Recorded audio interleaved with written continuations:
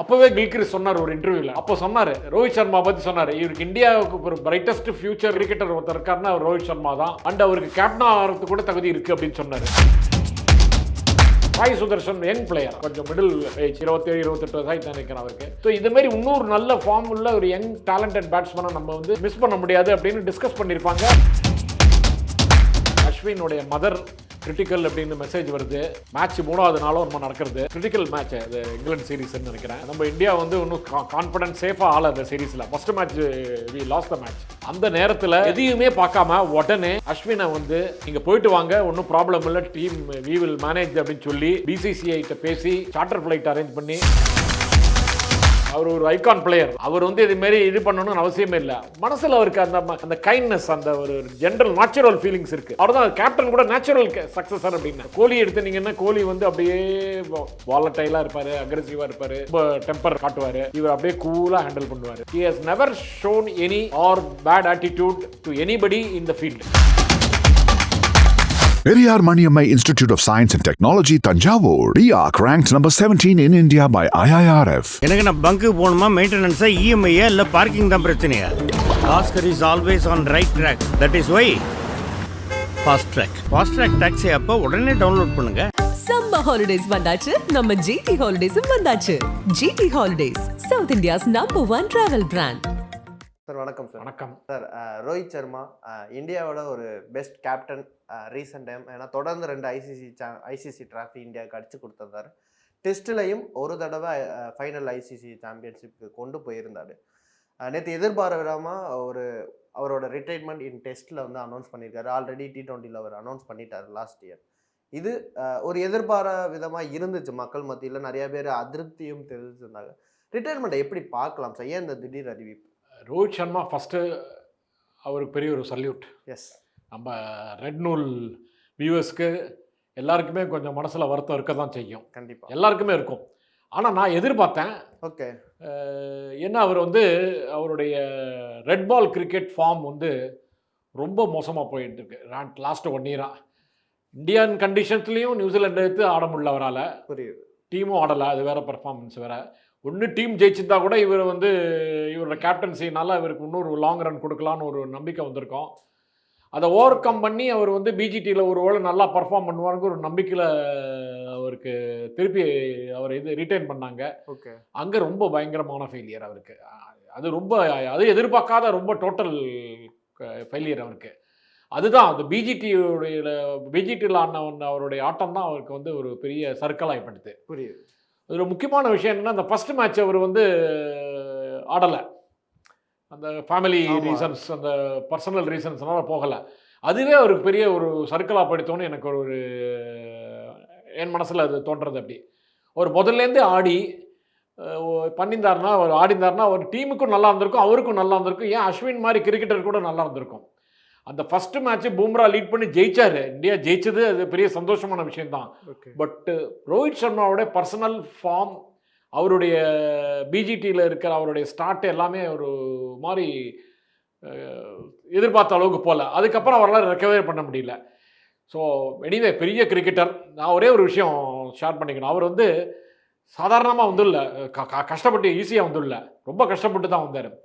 2007 world கப்பில் 19 வயசு முடிஞ்சு 20 வயசு ஆரம்பிக்கிச்ச T20 வேர்ல்டு கப்பில் ஃபஸ்ட்டு வேர்ல்டு கப். அதில் அவர் was a member of the team. எல்லாருக்கும் ஞாபகம் இருக்குன்னு தெரியும். அப்போ வந்து அவர் ஒரு பெரிய யங் எனர்ஜெட்டிக் அக்ரெசிவ் கிரிக்கெட்டர். அவர் நிறைய மேட்ச் ஆடல, பட் ஆடின மேட்ச் எல்லாம் அந்த பார்த்து ஃபைனல் வேறு ஆடினார். இல்லை ஒரு கிரிட்டிக்கல் இன்னிங்ஸ் ஆனார் ஃபைனலில். அதுக்கப்புறம் டொமஸ்டிக் கிரிக்கெட்டு, ஐபிஎல் எல்லாத்துலையும் நல்லா தான் ஆடிந்தார்.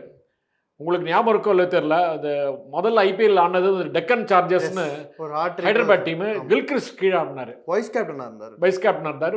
அப்போவே கில்கிரிஸ் சொன்னார் ஒரு இன்டர்வியூவில், அவங்க ஒரு டெக்கன் சார்ஜர்ஸ் ஒரு டோர்னமெண்ட் ஜெயிச்சாங்க, செகண்ட் இயரோ தேர்ட் இயர் ஜெயிச்சாங்கன்னு. அப்போ சொன்னார் ரோஹித் சர்மா பற்றி சொன்னார், இவருக்கு இந்தியாவுக்கு ஒரு பிரைட்டஸ்ட் ஃபியூச்சர் கிரிக்கெட்டர் ஒருத்தர் இருக்காருன்னா அவர் ரோஹித் சர்மா தான். அண்ட் அவருக்கு கேப்டன் ஆகிறதுக்கு கூட தகுதி இருக்குது அப்படின்னு சொன்னார். அவர் கில்கிரிஸ் சொன்ன இது அப்படியே பின்னாடி நடந்தது. கண்டிப்பா. இது எல்லாம் இதுக்கப்புறம் தாண்டி வரச்சே 2011 வேர்ல்டு கப்பில் he was not in the team. He was aggressive player, young player. 2007 world cup T20 ஆடி இருக்காரு. இருந்தாலும் அவர் ஐபிஎல் ஃபார்மில் நல்லா இருந்தார் அவரும். 4-5 வருஷமாகவே முதல்ல 2007, 8, 9, 10லலாம் ஓரளவுக்கு நல்லா தான் ஆடிந்தார். பட் சர்ப்ரைஸ் ட்ராப் அவர். அது வந்து பெரிய ஹியூமிலியேட்டிங் எக்ஸ்பீரியன்ஸ் அவருக்கு. அவரும் எதிர்பார்க்கல, அவங்களுடைய சப்போர்ட்டர்ஸும் எதிர்பார்க்கல, ஜென்ரலி கிரிக்கெட் லவர்ஸ் எதிர்பார்க்கல. புரியுது. அதையும் தாண்டி தான் அவர் வந்து அதுக்கப்புறம் 3 வருஷம் வெயிட் பண்ண வேண்டியதாக இருக்குது டெஸ்ட் மேட்ச்க்கு, ரெட் பால் கிரிக்கெட் ஆடுறதுக்கு. 2010 ஒரு மேட்ச்சில் இவர் செலக்டட். ஓகே. 11 முதல் நாள் அனௌன்ஸ் பண்ணியாச்சு. ஆனால் ஆட்டம் ஆரம்பிக்கிறதுக்கு ஃபியூ மினிட்ஸ் பேக், டாஸ் போடுறதுக்கு ஃபியூ மினிட்ஸ் பேக் இன்ஜுரி அவருக்கு. ப்ராக்டிஸில் எக்ஸசைஸ்லாம் பண்ணிச்சு, ஃபுட்பால் ஆடச்சு, காலில் ஏதோ இது பண்ணிட்டு ஸ்ப்ரே பண்ணிட்டு அவருக்கு வந்து பிளேஸ் போயிடுது. அந்த பிளேஸுக்கு வேறு யாரும் ஆடினாங்க.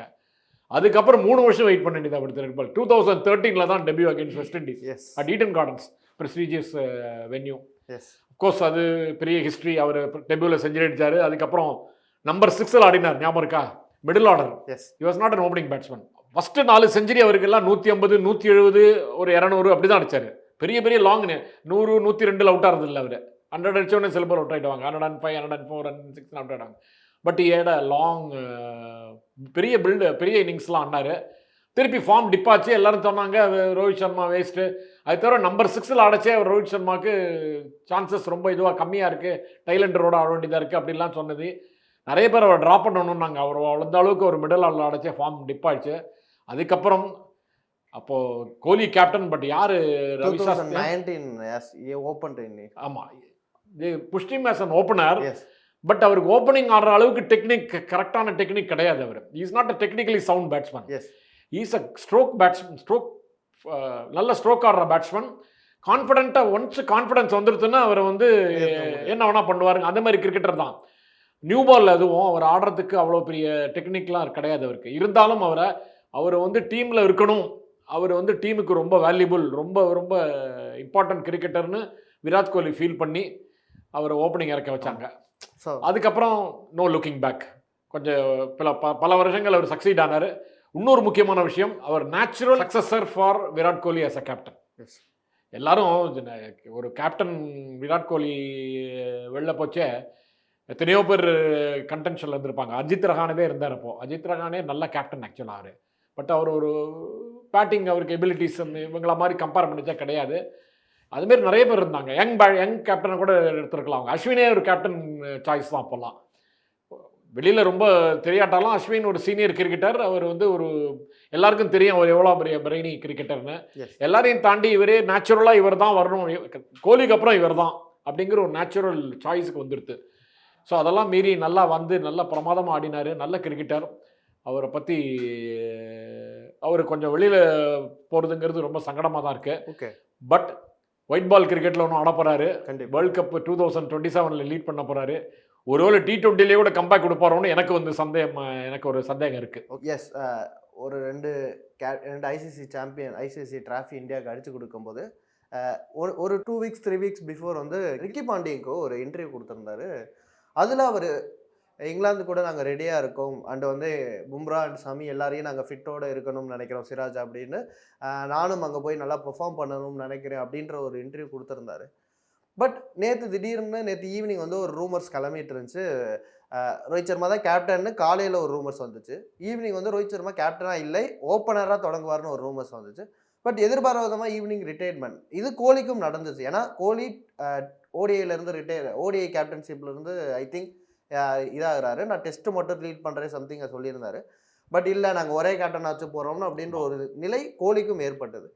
மேபி கேப்டனாக நீங்கள் இல்லை, நாங்கள் வேறு பிளேயர் கேப்டனாக பார்க்குறோம்ன்றனால ரோஹித் சர்மா ரிட்டையர்ட் அனௌன்ஸ் பண்ணாரான்றது மக்கள் மத்தியில் ஒரு கொஸ்டின். இல்லை, செலக்டர்ஸ் போர்டு பிரசிடென்ட் செக்ரட்டரி, இந்த செலெக்ஷன் கமிட்டி மீட்டிங்கெல்லாம் கோஆர்டினேட் பண்ணுற ஒரு செக்ரட்டரி தான். அவங்க எல்லாரும் ஒரு 6 மாதமாக டிஸ்கஸ் பண்ணியிருப்பாங்க. பிஜிடி டோர்னமெண்ட் முடிஞ்ச உடனே அவர் மேலே ஒரு பெரிய கொஸ்டின் மார்க் வந்துடுது. அவருடைய ஃபார்ம், அவருடைய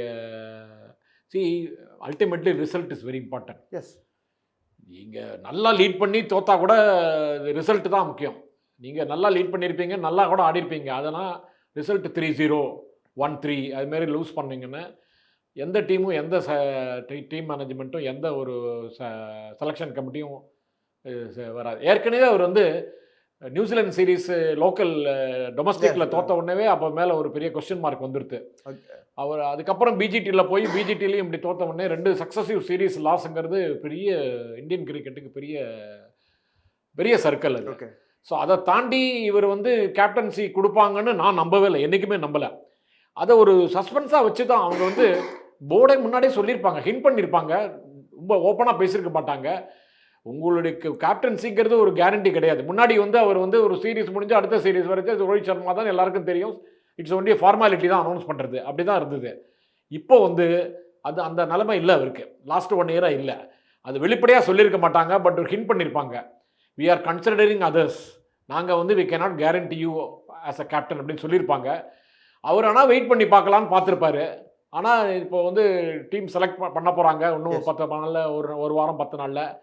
அதுக்கு முன்னாடி செலக்டர்ஸ் கூப்பிட்டு சொல்லியிருப்பாங்க ஓப்பனாகவே, நாங்கள் எந்த காம்பினேஷன் போட்டாலும் நீங்கள் வந்து ஒரு கேப்டனாக இருந்துட்டு ஓப்பனிங் பேட்ஸ்மேனாக ஆடுறதுங்கிறது ரொம்ப கஷ்டமாக இருக்கும் போல இருக்குது அப்படின்னு ஒரு சொல்லச்சேவே அவர் புரிஞ்சுட்டு இருப்பார். அது தவிர மாரி young cricketers like Sai Sudharsan, அவருக்கு ஒரு வருஷமாக ஒரு லாஸ்ட் 1 இயர் ஆர் 2 இயர்ஸாக ஒரு டீம் உள்ளே வரக்கூடிய எல்லா விதமான தகுதிகளையும் அவர் காமிச்சிருக்காரு. Okay.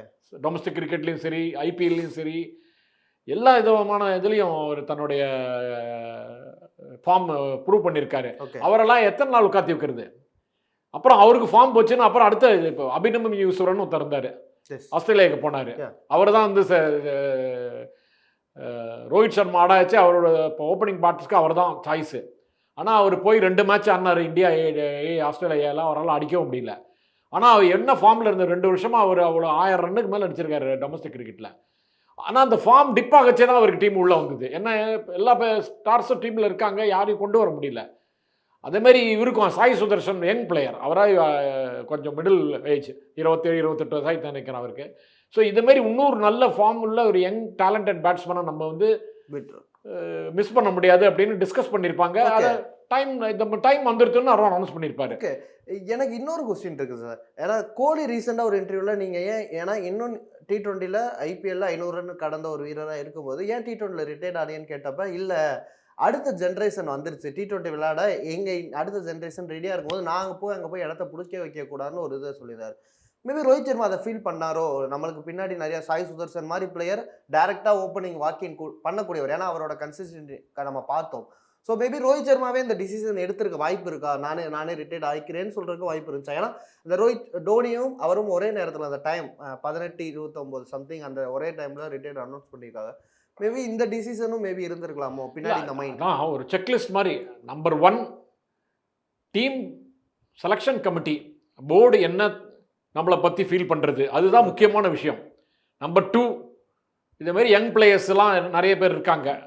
Sai Sudharsan is one of the example. நம்ம சாய் சுதர்ஷன் பேசலாம், சாய் சுதர்ஷன் மட்டும்தான் எத்தனையோ பேர் இருக்காங்க. எனக்கு சொல்ல மாதிரி ருத்ராஜ் கைக்வாட் இருக்காரு, சர்ஃபராஸோட பிரதர் ஒருத்தர் இருக்காரு, முஷீர் கான், நிறைய யங்ஸ்டர்ஸ் இருக்காங்க. சர்ஃபராஸே இன்னும் சான்ஸ் கொடுக்க வேண்டிய பிளேயர் தான், இன்னும் ஃபர்தராக சான்ஸ் கொடுக்க வேண்டிய பிளேயர் தான் அவரும் சர்ஃபராஸே.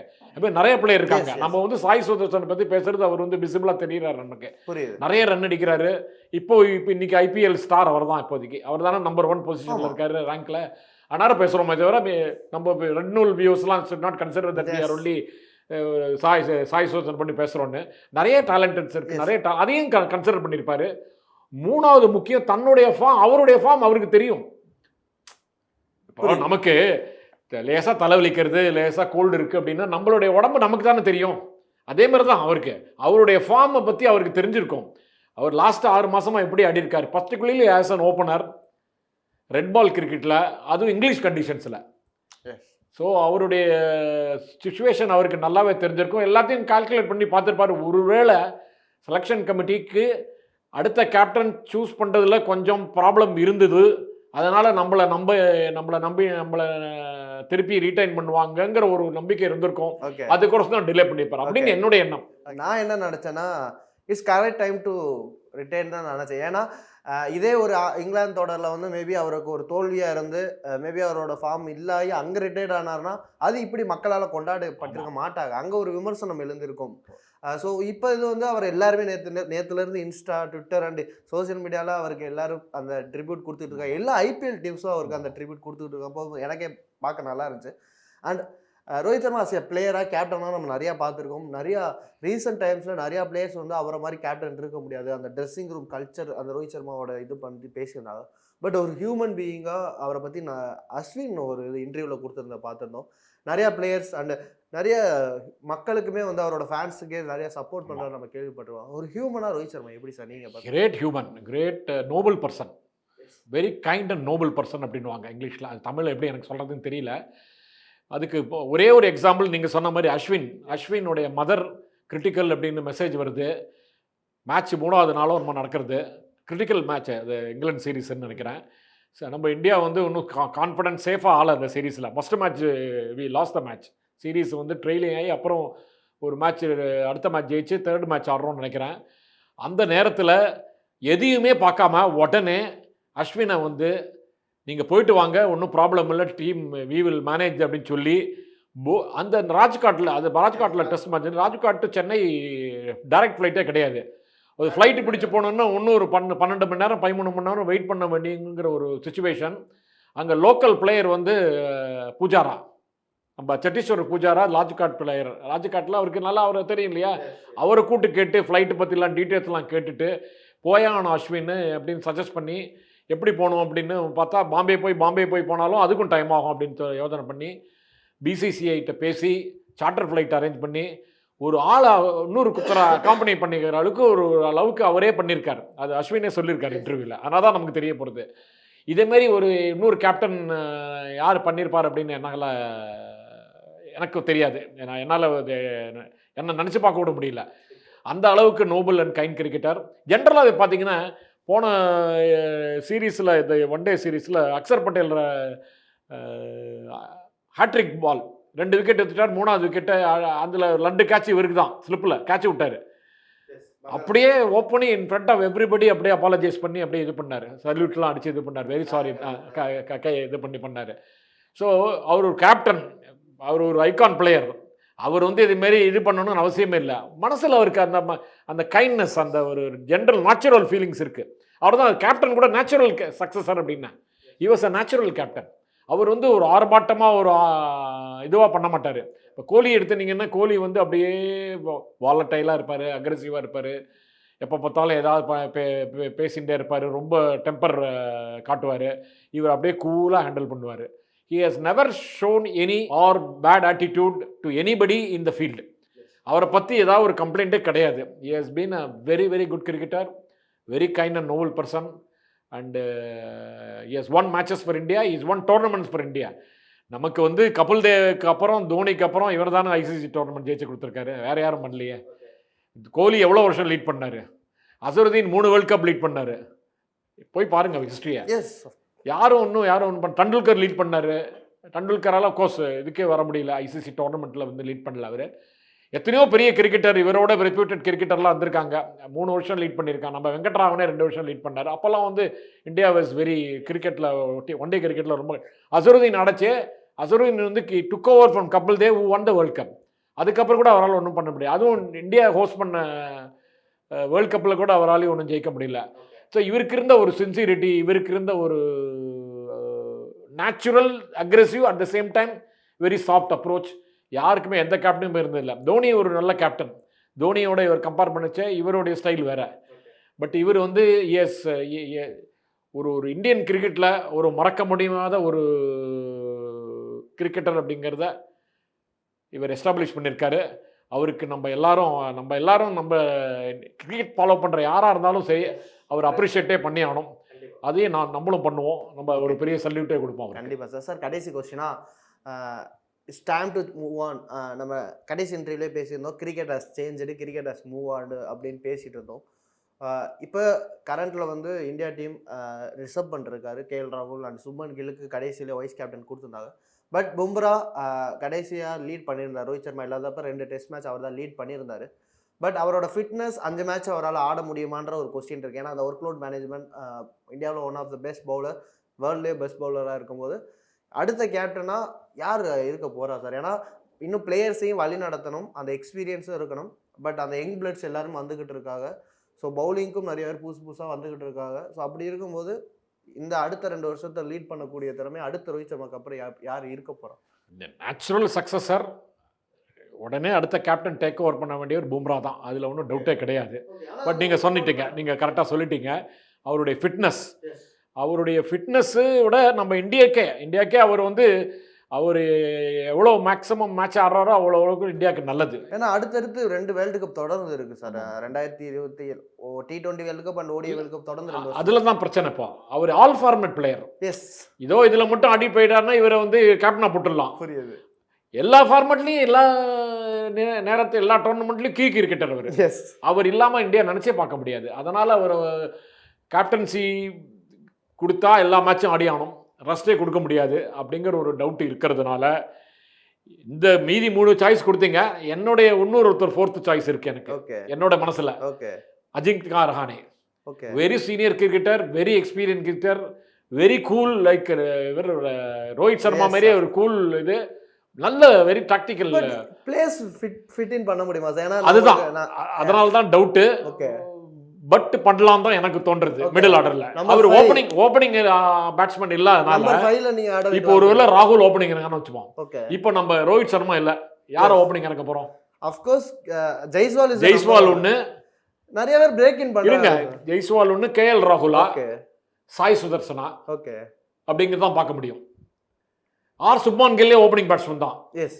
ஸோ எத்தனையோ சாய்ஸ் இருக்கு இல்லைங்களா? But Shubman Gill looks like a natural one drop player, number 3 player. Okay, எப்படி வந்து ஒரு புஜாரா மாதிரி, டிராவிட் இருந்தாரோ பூஜாரா இருந்தாரோ அந்த ஸ்லாட்டுக்கு நல்ல பொருத்தமாக வரக்கூடிய கிரிக்கெட்டர் நம்ம சுப்மான் கில் பார்க்கறதுனால ஓகே, வேற யாரையாவது ஓப்பனிங் இருக்கணும். அதனால தான் ராகுலை நினைக்கிறோம். ராகுல் வந்து ஓப்பனிங் நல்லா ஆடி இருக்காரு, எப்போ ஓப்பனிங் நல்லா ஆடி இருக்காரு. ஓகே, அப்படி இல்லாம சாய் சுதர்சன் யங் பிளேயர், அவர் எடுத்துன்னு போறோம் 100% ஷூர். ஓகே, 15-14 எடுத்துன்னு உடனே அவர் ஓப்பனிங் இறக்க போறோமா புரியுது அப்படிங்கிறது ஒரு இருக்கு. ஒருவேளை ராகுல் வந்து ஓப்பனிங் இறக்கிட்டாங்க ஜெய்ஸ்வாலோட, சுப்மான் கில் 1 டவுன் வந்துட்டாங்கன்னு வச்சுங்க, விராட் கோலி 2 டவுன், அது வர சேர்க்கறதுக்கு எந்த ரீசனும் கிடையாது. நம்பர் 5 பொசிஷனில் ஒருவேளை அஜிங்க்யா ரஹானே ஃபிட் பண்ணலாம் ஆஸ் அ கேப்டன்ங்கிறதுனால. புரியுது. அவர் வந்து is not a bad player. Yes, prove பண்ணியிருக்காரு. அவர் என்ன 75க்கு மேலே 80 டெஸ்ட் ஆடி இருக்காரா, அவர் மேலே ஆடி ஆமா, பிஜிடி ஜெயிச்சு கொடுத்திருக்காரு. ஸோ நிறைய அதுவும் அப்ராட்ல நிறைய ஆடி இருக்காரு. அவர் scored a century in South Africa, he scored a century in Australia as a captain, yes, and won the match, and he has scored a century in England, okay, and he has won a series for India in the absence of Virat Kohli. yes. ஆகவே என்னுடைய எண்ணத்துல இவர் ஒரு ரஹானே ஒரு choice அப்படின்னு என்னுடைய feeling. let us see. கடைசி கொஸ்டினா எனக்கு ஒரு ஆப்ஷன், ஏன் வந்து திருப்பியும் அந்த விராட் கோலி, ஏன்னா அடுத்த 2 வருஷம் விராட் கோலி கண்டிப்பாக ஆட போகிறாரு. அந்த 2025 to 27 சர்க்கிள் விராட் கோலி ஆட போகிறாரு. போய் இன்னொரு திங்க் பண்ணி நம்ம விராட் கோலி ஒரு அக்ரெசிவ் கேப்டன் திருப்பி கொண்டு வந்து அந்த 2 வருஷம் சுப்மன் கில்லை கேப்டனாக வைஸ் கேப்டனாக வளர்த்து அந்த சேஞ்ச் எதுவும் வாய்ப்பு நடக்கிறக்கா? இல்லை, நான் கூட கொஞ்சம் நினச்சி பார்த்தேன். பட் கோலி இப்போ வந்து அவருடைய டெம்பர்மெண்ட்டு, அவர் ஏன் டீம் ஏன் கேப்டன்சி விட்டு தூக்கினான்னு உங்களுக்கு என்ன, உங்களுடைய ஃபீலிங்கில் என்ன ஞாபகம் இருக்கா உங்களுக்கு? தொடர்ந்து ஃபெயிலியர் இல்லையே. அவர் வந்து ஒரு இதே மாதிரி பிஜிடி மாதிரியோ ஒரு நியூசிலாந்து சீரீஸ் மாதிரியோ அவ்வளோ ஒரு மேசிவ் டிஃபீட்டோ ஆகல அவர். ஆமாம் ஆமாம். அவர் ஃபார்மும் ரொம்ப பேடாக இல்லை. அவர் இஸ் ஹேண்ட்லிங் சர்டன் பிளேயர்ஸ். டீம்லேயே ஒரு சலசலப்பு ஏற்பட்டுடுது. முக்கியமாக நம்ம அஸ்வினோடைய அவருக்கு வந்து அஸ்வினை வந்து அவர் வந்து பர்பஸ்ஃபுல்லாக அவரும் ரவி சாஸ்திரி சேர்ந்து ட்ராப் பண்ணுறாங்க. அவரை வந்து ஃபஸ்ட்டு ஒன் டே டீம்லேருந்து ரிமூவ் பண்ணாங்க. ரிஸ்ட் ஸ்பின்னர்ஸ் தான் வச்சு ஆட போகிறோன்ட்டு சஹலையும் குல்தீப் யாதையும் கொண்டு வந்துட்டு ஆஃப் ஸ்பின்னரே இல்லாமல் ஒரு 2 டோர்னமெண்ட் ஆடினாங்க. அதுக்கப்புறம் டெஸ்ட் மேட்ச்லேயும் அப்ராட்னு அஸ்வின் வேண்டாம் அப்படின்னு ஒரு டெம்ப்ளேட் ஃபார்முலா ஃபார்ம் பண்ணிக்கிறது. அதை வந்து பிளைண்டாக ஃபாலோ பண்ணுறது. அதை வந்து ஒரு ஹியூமிலியேட்டிங்காக ஒரு சில பிளேயர்ஸை ட்ரீட் பண்ண ஆரம்பிச்சது தான் அவரோட மெயின் ரீசன். என்னுடைய I may be wrong, you can have a very thorough discussion on this, அதில் ஒன்றும் இது கிடையாது. பட் அவருடைய முக்கியமான வீக்னஸே அவர் வந்து handling of players. Okay. And of course அவர் வந்து ஒரு சில நியாயமான ஒரு எதிர்பார்ப்புலாம் இருந்தது அவருக்கு. Players fitness is very important. அவருக்கும் அஸ்வினுக்கும் problem start with fitness. Okay. Rohit சர்மாவோடைய ஃபிட்னஸே அவர் வந்து he was not happy. Rohit Sharma அவரோட ஆடச்சேன்.